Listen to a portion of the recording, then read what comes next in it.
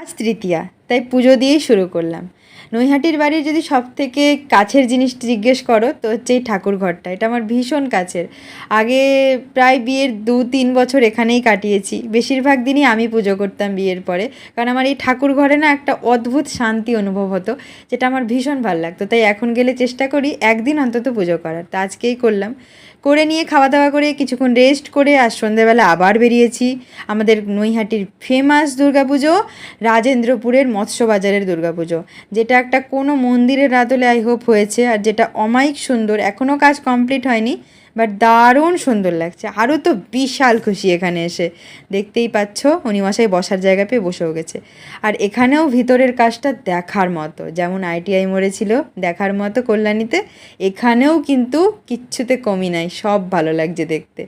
দেখে নিয়ে ওখান থেকে ডাইরেক্ট চলে এসেছি বড় মায়ের মন্দিরে। নৈহাটি এসেছি, মায়ের সাথে একবার দেখা না করে গেলে হয়? মনটাতে তো একটা মানে থেকেই যাবে যে মাকে একবার দেখলাম না।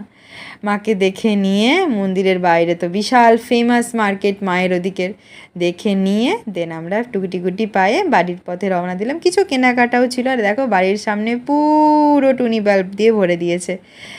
আর হচ্ছে বাড়ি এসেছি। এবার আমার পরিস্থিতিটা দেখো, আরুকে নিয়ে কি হয়েছে। আমার টিপ কোথায় আমি জানি না, আমার একটা কানের কোথায় আমি জানি না, কারণ আরুকে করে নিতে নিতে শপিং মলে কখন কোথায় কোনটা পড়ে গেছে আমার কিচ্ছু খেয়াল নেই।